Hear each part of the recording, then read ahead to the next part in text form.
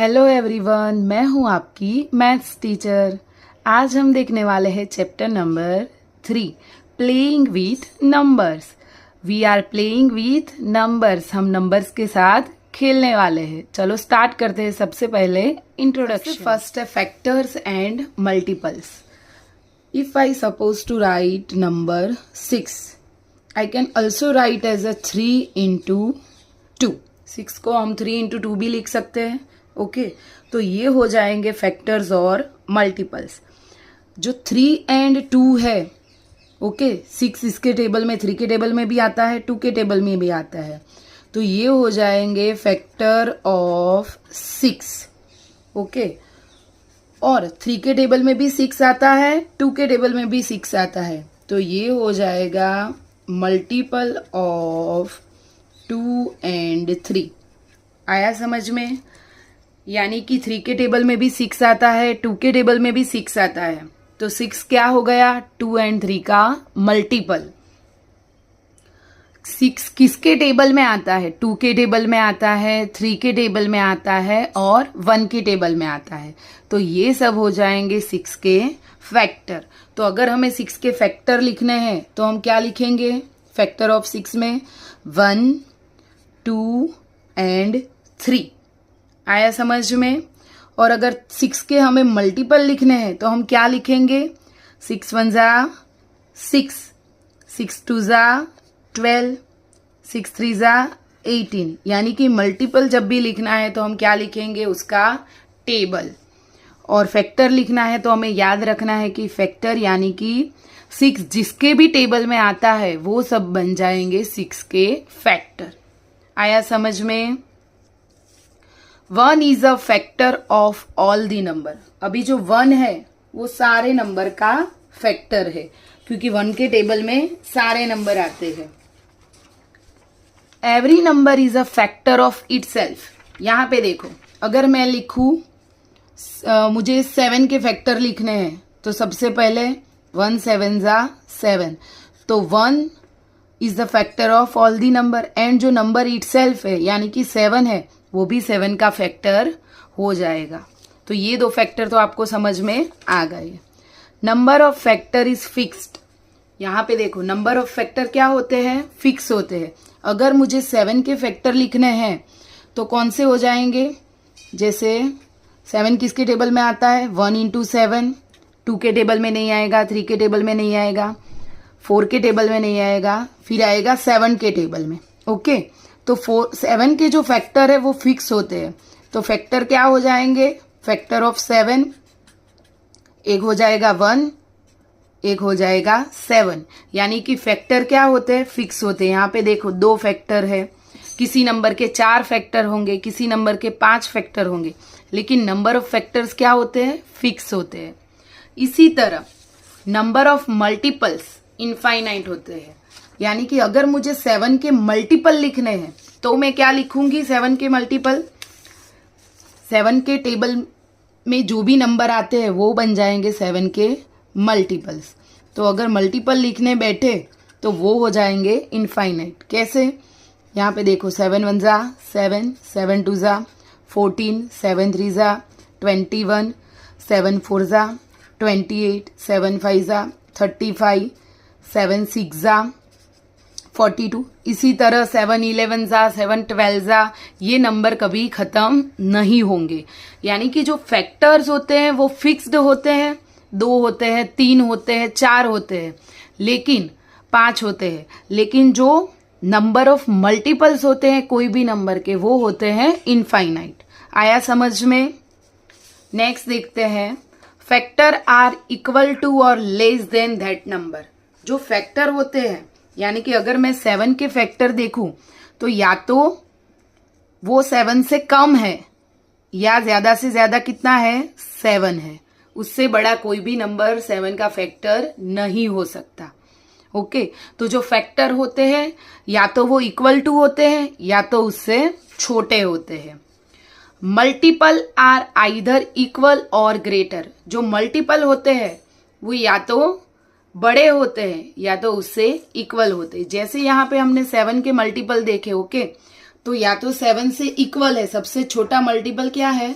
7 है, और सबसे बड़ा तो वो इनफाइनाइट तक जाएगा। ओके, तो ये आपको याद रखना है कि जो फैक्टर होता है वो या तो नंबर के इक्वल होता है या उससे छोटा होता है, लेकिन जो मल्टीपल होता है वो नंबर से इक्वल और उससे बड़ा होता है। आया समझ में? तो फैक्टर और मल्टीपल के लिए आपको ये 4 पॉइंट याद रखने पड़ेंगे। नेक्स्ट है prime and composite number. What are prime number? The number other than 1 whose only factor are 1 and the number itself are called prime number। यानी जिसके 2 ही फैक्टर है उसको हम बोल सकते हैं प्राइम नंबर। एक फैक्टर क्या है? 1, एंड जो दूसरा फैक्टर है वो नंबर खुद, यानी कि 2 से ज्यादा फैक्टर नहीं है, उसको हम बोलेंगे प्राइम नंबर। अभी देखो यहाँ पे मैं एग्जाम्पल ले रही हूं 2 है, वो अपने ही टेबल में आता है। ओके, और 1 के टेबल में आता है। 2 1 जा 2 और 1 2 जा 2। तो ये 2 के 2 ही फैक्टर है, एक है 1 और 2, ये हो जाएंगे उसके फैक्टर। इसके अलावा कोई भी फैक्टर नहीं है, तो 2 हमारा क्या बन जाएगा? Prime number. आया समझ में? इसी तरह 3 देख लो, 3 भी अपने ही टेबल में आता है। 5 देख लो, 7 11 13, ऐसे जो नंबर है जो अपने ही टेबल में आते हैं, दूसरों के टेबल में नहीं आते, उसको हम बोलेंगे प्राइम नंबर। नेक्स्ट है कंपोजिट नंबर। कंपोजिट नंबर क्या है? A number having more than 2 factors. जो नंबर है उसके मोर देन 2 फैक्टर्स है, 2 से ज्यादा फैक्टर है, यानी कि वो अपने तो टेबल में आता ही है लेकिन दूसरे टेबल में भी आता है, तो उसको बोलेंगे कंपोजिट नंबर। यहाँ पे हम एक एग्जाम्पल लेते हैं। यहाँ पे देखो मैंने लिया नंबर 4। ओके, तो 4 1 जा 4 हमें पता है, यानी 1 और 4 के टेबल में भी वो आता है। अभी 2 के टेबल में भी देखो, तो 2 2 जा 4, वो 2 के टेबल में भी आता है, यानी 4 के फैक्टर क्या हो जाएंगे? 1 2 और 4, यानी 2 से ज्यादा फैक्टर है, इसको हम बोलेंगे कंपोजिट नंबर। इसी तरह कोई भी दूसरा नंबर ले लो, 8। जैसे 8 1 के टेबल में आता है, 2 के टेबल में आता है। ओके, तो ये हो जाएंगे 8 के फैक्टर, 1 2 4 और 8, यानी कि 2 से ज्यादा फैक्टर है 8 के, तो 8 बन जाएगा हमारा कंपोजिट नंबर। आया समझ में यहाँ तक? What is prime number, what is composite number? Next है रिमेंबर। आपको कुछ पॉइंट्स याद रखने हैं। 1 is a neither prime nor a composite number. 1 ना ही प्राइम नंबर है ना ही कंपोजिट नंबर है। Second, 2 is the smallest prime number. 2 जो है हमारा वो सबसे छोटा प्राइम नंबर है, यानी कि 2 है उसके 2 ही फैक्टर है, एक 1 है और 2 है, जो सबसे छोटा प्राइम नंबर है। Except 2 all other prime numbers are odd. 2 के अलावा जो भी प्राइम नंबर है, यानी कि 3 है 5 है, सारे जो प्राइम नंबर है वो क्या है? ऑड नंबर्स है। ऑड नंबर हमें पता है जो 2 से पूरी तरह से डिविजिबल नहीं है, ओके, उसको हम बोलेंगे ऑड नंबर, और जो 2 से डिविजिबल है उसको हम बोलेंगे इवन नंबर, यानी कि जो 0 2 4 6 8 है वो हमारे इवन नंबर है, और 1 3 5 7 9 ये हमारे ऑड नंबर है। तो जो 2 है उसके अलावा जो भी ऑड नंबर है वो सारे क्या है? प्राइम नंबर, ऑड नंबर से। अकेला 2 ही ऐसा नंबर है जो प्राइम भी है और इवन भी है। आया समझ में? What is divisibility? डिविजिबिलिटी का मतलब क्या होता है? अगर हम कोई भी नंबर ले, जैसे यहाँ पे मैं नंबर ले रही हूं 8, क्या ये 2 से पूरी तरह से डिविजिबल है या नहीं, ये चेक करने के लिए हम क्या करते हैं? तो हमें करना पड़ेगा 8 डिवाइड बाय 2, 2 4 जा 8, आ गया रिमाइंडर 0। अगर रिमाइंडर 0 आता है तो ही हम बोल सकते हैं कि 8 है जो 2 से डिविजिबल है। इसके लिए हमें क्या करना पड़ा? डिवीजन। पर अगर कोई बड़ा नंबर होता है तो अगर डिविजिबल है या नहीं वो चेक करना है, तो क्या ऐसे ही डिवीजन करने बैठेंगे तो बहुत सारा टाइम हो जाएगा। ओके, तो इसके लिए कुछ टेस्ट होते हैं जिसको हम बोलते हैं डिविजिबिलिटी टेस्ट। सबसे पहला है डिविजिबिलिटी टेस्ट ऑफ 2। कोई भी नंबर 2 से डिविजिबल है या नहीं, ये हम टेस्ट से भी बोल सकते हैं। नंबर को डिवाइड किए बिना भी बोल सकते हैं। If the unit digit is even, अगर जो हमारा यूनिट डिजिट है कोई भी बड़ा सा नंबर हो, अगर वो इवन है यानी कि 0, 2, 4, 6, 8 है, तो वो पूरा नंबर 2 से डिवाइड होगा। चलो देखते हैं। यहाँ पे मैं कोई भी नंबर ले रही हूँ 84, 84। ओके, तो हमें क्या करना है, सिर्फ लास्ट यानी कि यूनिट डिजिट देखना है। अगर ये इवन नंबर है तो 4 हमें पता है कि इवन नंबर है, तो 84 2 से डिवाइड होगा, यानी कि 2 से डिवीजन करने के बाद हमें क्या मिलेगा, रिमाइंडर 0। अभी कोई भी मैं नंबर लिख लूँ, जैसे 1, 2, 4, 8, 9, 6। ओके, तो मुझे ये पूरे नंबर का डिवीजन 2 से करने की ज़रूरत नहीं है। मुझे क्या करना है, सिर्फ लास्ट यानी कि यूनिट डिजिट देखना है। ये हमारा नंबर 6 जो कि इवन नंबर है, तो ये पूरा नंबर 2 से डिविजिबल है। आया समझ में? तो ये हमारी डिविजिबिलिटी टेस्ट ऑफ 2 है। Divisibility test of 3। If the sum of digit is divisible by 3, इसमें हमें क्या करना है, जो भी हमें नंबर दिया है उसका एडिशन करना है, सम करना है। अगर जो आंसर आता है वो नंबर 3 से डिविजिबल है तो पूरा नंबर 3 से डिविजिबल है। चलो नंबर लेते हैं। यहाँ पे मैंने लिया 315। तो हमें क्या करना है, 3 + 1 + 5, 3 + 1 4, 4 + 5 9। क्या 9 3 से डिविजिबल है? यस।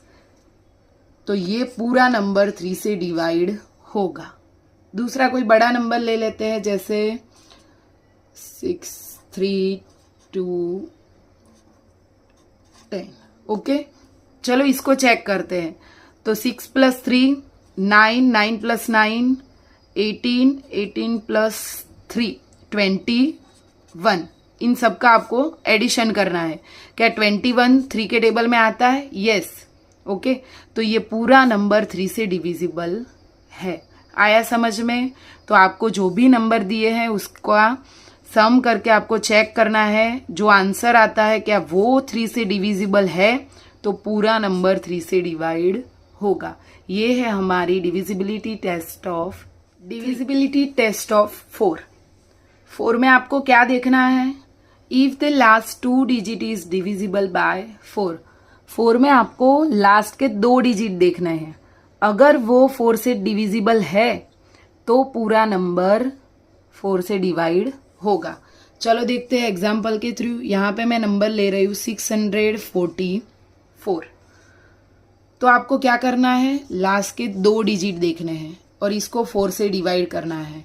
चलो करते हैं। 44 डिवाइड बाय 4, 4 1 जा 4, 4 1 जा 4।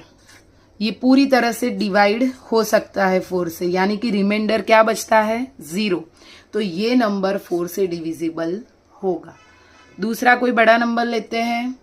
यहाँ पे देखो 3060। ओके, तो आपको क्या करना है, 60 को डिवाइड करना है। 60 डिवाइड बाय 4 करो। 4 1 जा 4, 2 0, 4 5 जा 20। यहाँ पर भी रिमाइंडर 0 बचता है, यानी ये नंबर क्या है, 4 से डिविजिबल है। दूसरा आपको ये याद रखना है, अगर कोई भी नंबर दिया है उसके पीछे 2 0 है, लास्ट के 2 डिजिट क्या है, 0 है, तो ये नंबर भी 4 से डिविजिबल होगा। आया समझ में? Divisibility test of 5। 5 की डिविजिबिलिटी टेस्ट बहुत सिंपल है। If the last digit is 0 और 5, आप नंबर को देखते ही समझ जाओगे कि ये नंबर 5 से डिवाइड हो सकता है या नहीं। देखो यहाँ पर अगर कोई नंबर लिखते हैं 06005, तो आपको क्या करना है, लास्ट वाला नंबर देखना है। अगर ये नंबर 5 या 0 है तो यहाँ पर ये नंबर 5 है, तो ये नंबर पूरा नंबर 5 से डिविजिबल होगा। यानी इसको अगर आप 5 से डिवाइड करोगे तो रिमाइंडर क्या आएगा 0। दूसरा कोई नंबर लेते हैं 11470। तो आपको क्या करना है, लास्ट वाला देखना है। यहाँ पर देखो 0 और 5 दोनों है। यहाँ पर 5 था तो ये नंबर डिवाइड हो सकता था, यहाँ पर 0 है, ये नंबर भी 5 से डिविजिबल है। तो ये डिविजिबिलिटी टेस्ट बहुत सिंपल है, ताकि कोई भी बड़े से बड़ा नंबर हो तो आपको डिवीजन करने की जरूरत नहीं पड़े। Divisibility test of 6। If the number is divisible by both 2 and 3। अगर कोई नंबर 2 and 3 दोनों से डिविजिबल है तो वो नंबर 6 से भी डिविजिबल है। दोनों से होना चाहिए, अगर एक से है एक से नहीं है तो वो 6 से डिविजिबल नहीं होगा। एग्जाम्पल लेते हैं 14,964। ओके, यहाँ पे आपको देखना है 2 से डिविजिबिलिटी टेस्ट क्या थी कि अगर जो यूनिट डिजिट है वो इवन नंबर है। तो यहाँ पर देखो यूनिट डिजिट क्या है, इवन है, यानी ये नंबर 2 से डिविजिबल है। 3 में हमें क्या करना था, तो हमें करना था एडिशन नंबर का। 6 + 4 हो जाएगा 10, 10 + 9 19, 19 + 4 23, 23 + 1 24। क्या 24 3 के टेबल में आता है? यस, 8 3 = 24। यानी कि आप 24 को 3 से डिवाइड करोगे तो आपको रिमाइंडर क्या मिलेगा 0। यानी ये नंबर 3 से भी डिविजिबल है। अगर ये नंबर 2 and 3 दोनों से डिविजिबल है तो ये नंबर 6 से भी डिविजिबल है। आया समझ में? एक दूसरा एग्जाम्पल लेते हैं 5460। यहाँ पर देखो 6 इवन नंबर है, यानी ये नंबर 2 से डिविजिबल है। ओके, अभी एडिशन करो। 6 + 1 7, 7 + 4 11, 11 + 5 16। क्या 16 3 के टेबल में आता है? नहीं। तो ये नंबर नॉट डिविजिबल बाय 3, 3 से डिविजिबल नहीं है। तो हम कह सकते हैं कि अगर ये 2 से है डिविजिबल लेकिन 3 से नहीं है तो ये नंबर नॉट डिविजिबल बाय 6, क्योंकि 6 के लिए क्या होना चाहिए, बोथ नंबर यानी 2 and 3 दोनों से डिविजिबल होना चाहिए। फर्स्ट एग्जांपल में देखो 2 and 3 दोनों से डिविजिबल था, इसीलिए ये नंबर 6 से डिविजिबल हो सकता था। लेकिन यहाँ पे 2 से डिविजिबल है लेकिन 3 से डिविजिबल नहीं है, तो ये नंबर 6 से भी डिविजिबल नहीं होगा। तो ये हमारी थी डिविजिबिलिटी टेस्ट ऑफ 7। 7 की डिविजिबिलिटी टेस्ट है वो थोड़ी डिफरेंट है। कैसे चेक करेंगे? चलो कोई नंबर ले लेते हैं 1764। ये हो गया हमारा नंबर। सबसे पहले आपको क्या करना है, जो लास्ट वाला डिजिट है उसका डबल करना है, यानी 4 का डबल क्या हो जाएगा 8। ओके, जो आगे के नंबर बचे हैं यानी 176, उसमें से 8 को माइनस करना है। 176 में से 8 जाएगा तो हमें बचेगा 168। ओके, अभी जो लास्ट डिजिट है 8 उसका डबल करो। प्रोसेस को रिपीट करना है आपको और आगे के नंबर में से माइनस करो, यानी 16 में से माइनस करना है। 16 में से 16 गया, नंबर आ जाएगा 0। अगर यहाँ पे 0 आता है तो ये नंबर 7 से डिविजिबल है। आया समझ में? जो लास्ट वाला डिजिट है उसको डबल करना है और जो आगे के नंबर है उसमें से आपको माइनस करना है। तब तक माइनस करना है जब तक आंसर 0 ना आ जाए। अगर 0 नहीं आता तो इसका मतलब है ये नंबर डिविजिबल नहीं है। चलो एक और एग्जांपल लेके देखते हैं। यहाँ पे है 393। लास्ट वाले डिजिट को डबल कर दो यानी 6। 39 में से 6 को माइनस करो, आ जाएगा 33।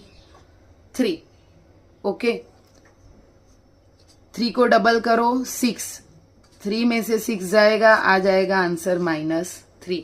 यानी यहाँ पे आंसर 0 नहीं आ रहा है, तो ये हो जाएगा कि ये नंबर डिविजिबल नहीं है 7 से।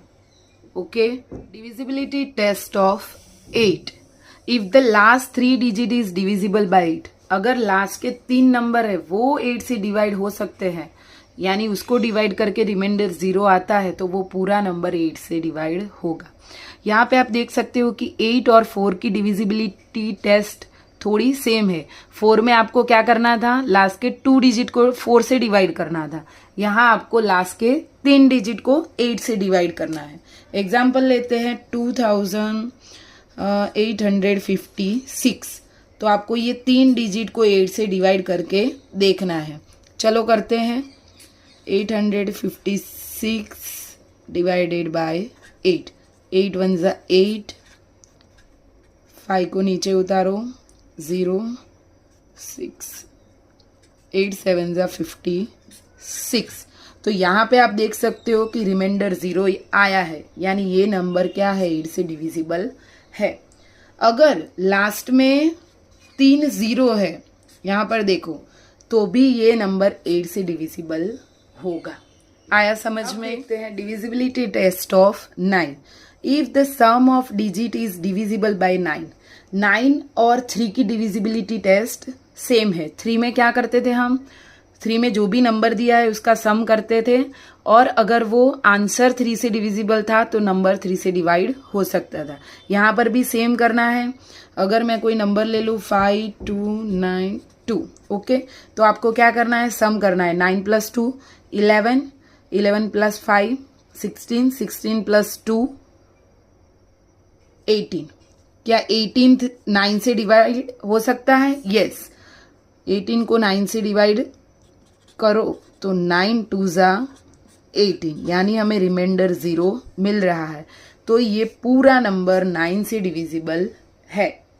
आया समझ में? चलो दूसरा एग्जाम्पल लिखते हैं। 74608 2। 2 + 8 10, 10 + 6 16, 16 + 4 20, 20 + 7 27। क्या 27 9 के टेबल में आता है? यस। 9 3 ज़ा 27, तो ये भी 9 से डिविजिबल है। तो ये पूरा नंबर भी 9 से डिविजिबल है। आया समझ में? Divisibility test of 10। If the last यानी यूनिट डिजिट 0, अगर यूनिट डिजिट 0 है तो ये नंबर 10 से डिविजिबल है। यहाँ पर देखो यूनिट डिजिट क्या है, 0, तो ये नंबर 10 से डिविजिबल है। यहाँ पर देखो क्या है, यूनिट डिजिट 5, तो ये नंबर 10 से डिविजिबल नहीं होगा। कोई भी नंबर ले लो 1 2 4 6, क्या ये 0 है? नहीं है, यानी ये नंबर 10 से डिविजिबल नहीं है। आया समझ में? सिंपली आपको क्या करना है, यूनिट डिजिट देख लेना है। कोई भी बड़ा सा नंबर हो, यूनिट डिजिट देखो, अगर वो 0 है तो पूरा नंबर 10 से डिविजिबल होगा। Divisibility test of 11। 11 में आपको क्या करना है, ऑड नंबर है ऑड प्लेस पे, और जो इवन प्लेस पे है उनका आपको सम करना है। अगर ये दोनों इक्वल आते हैं, यानी उनका डिफरेंस 0 आता है, या उनका डिफरेंस 11 का मल्टीपल आता है, तो वो नंबर 11 से डिविजिबल है। यहाँ पर देखो एक एग्जाम्पल है 1067। तो ये हम नंबर दे देते 1 2 3 4, ये हमारे ऑड प्लेस है। 1 + 6 ये हो जाएगा 7। ये हमारी इवन प्लेस है, यानी कि 0 + 7 ये भी हो जाएगा 7। इन दोनों का हमें क्या करना है, डिफरेंस करना है, यानी 7 - 7, तो हमें मिल रहा है 0।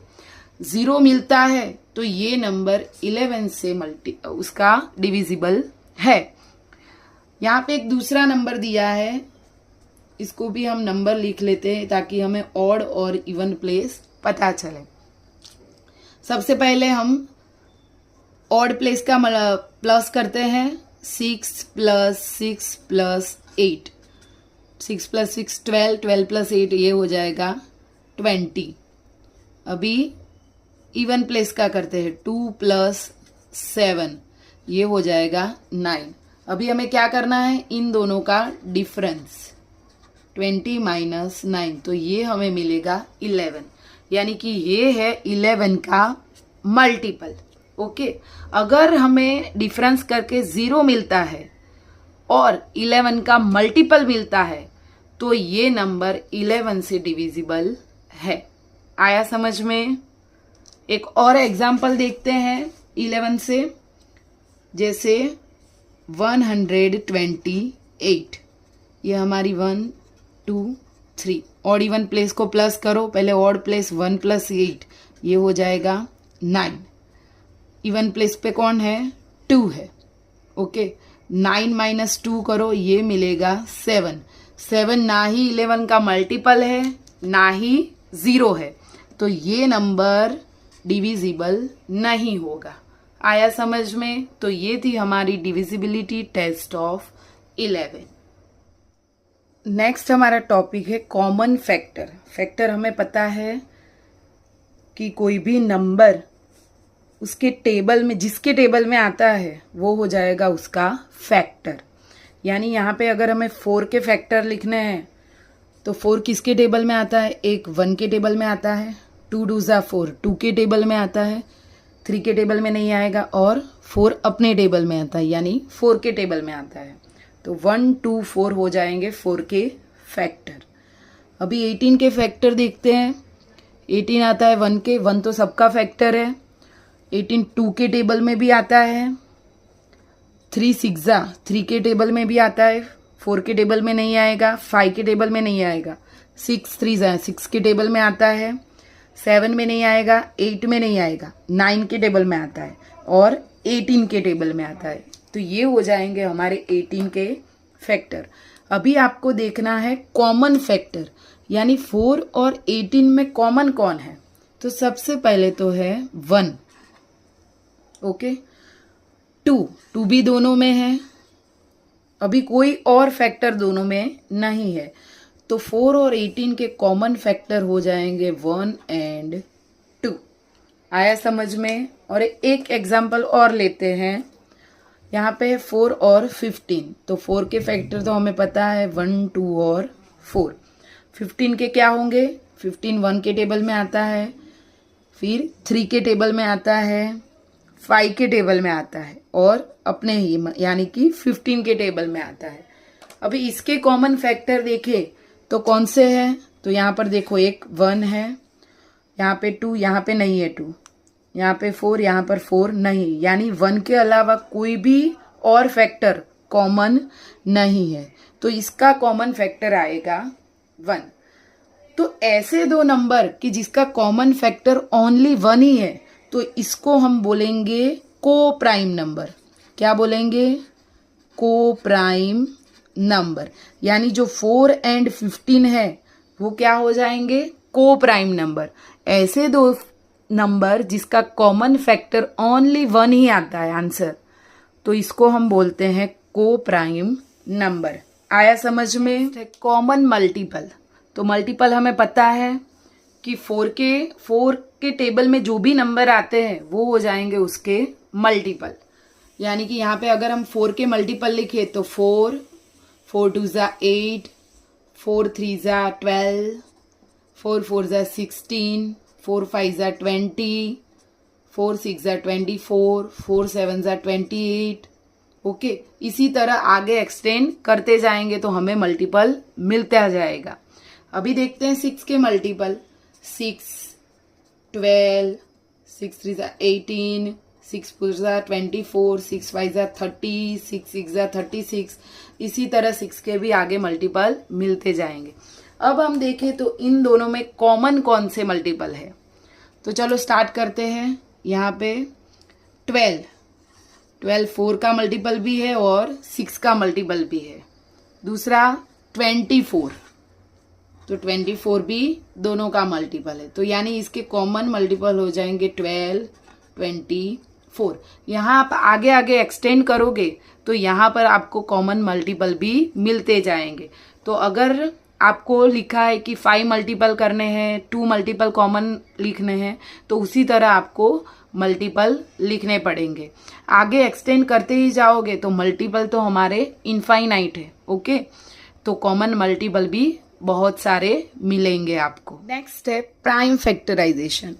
प्राइम फैक्टराइजेशन क्या है?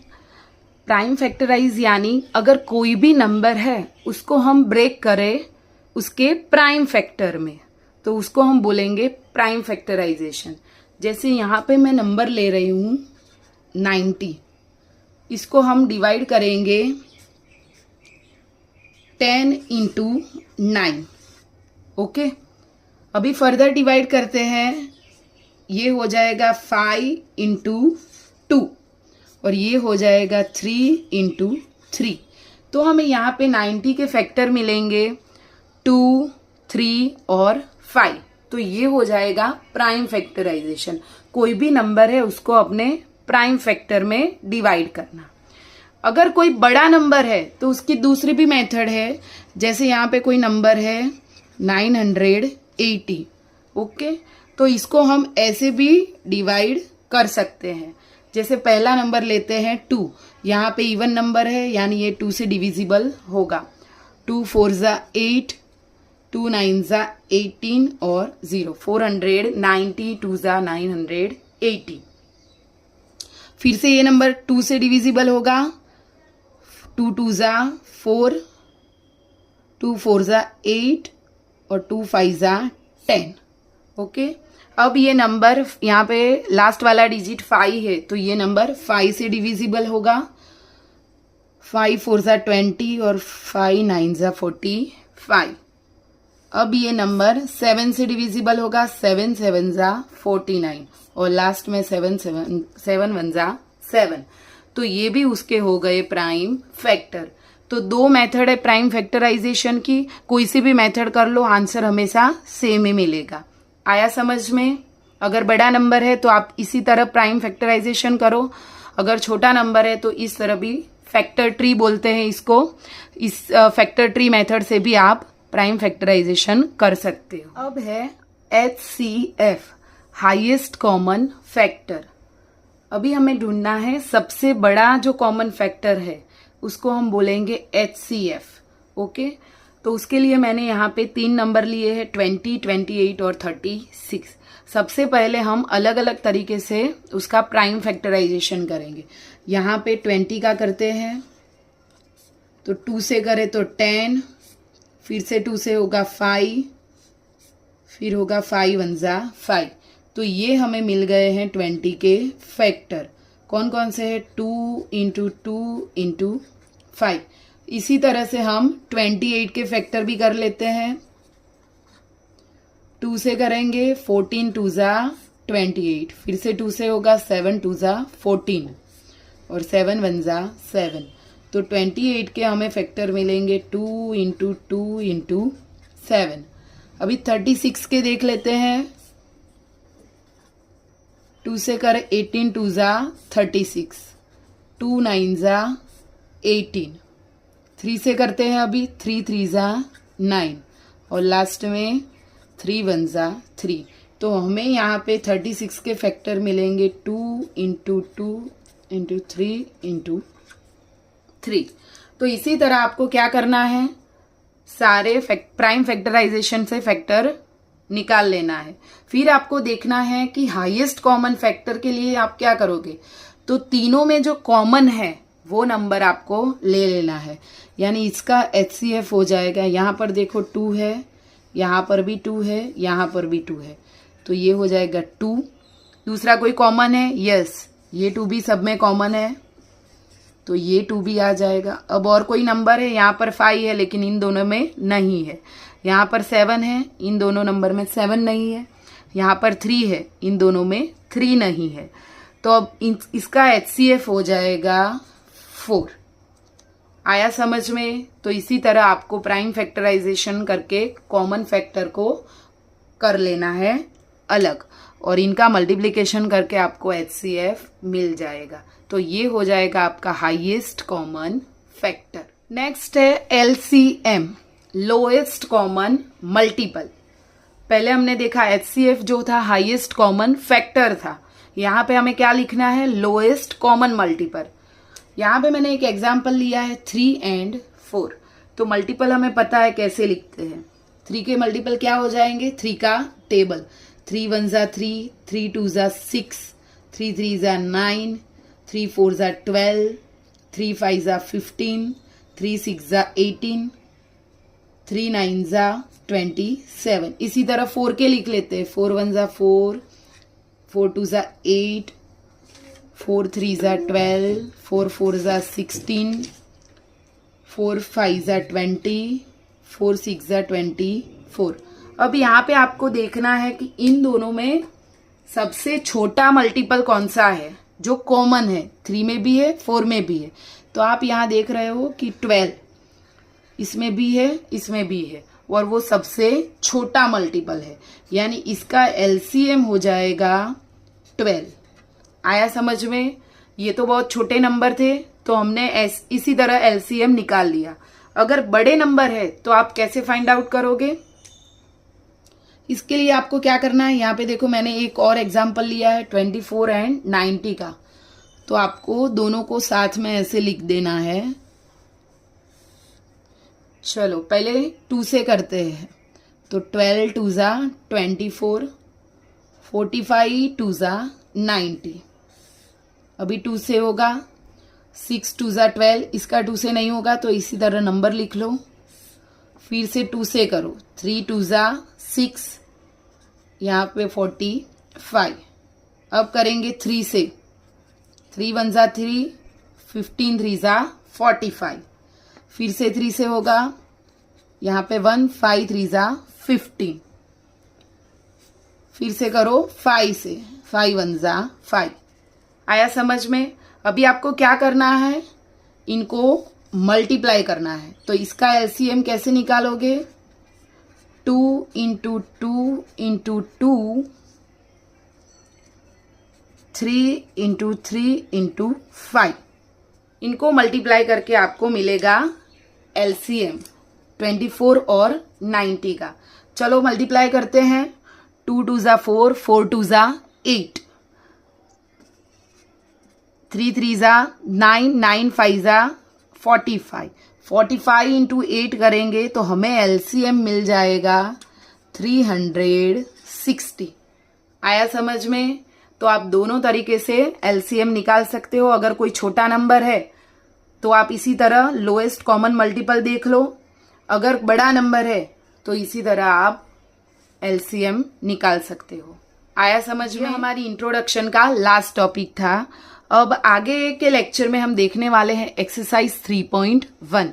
अगर आपको मेरे वीडियोस अच्छे लगते हैं तो प्लीज़ उसे लाइक, शेयर और सब्सक्राइब ज़रूर करना, और कोई भी डाउट है तो कमेंट सेक्शन में कमेंट करना।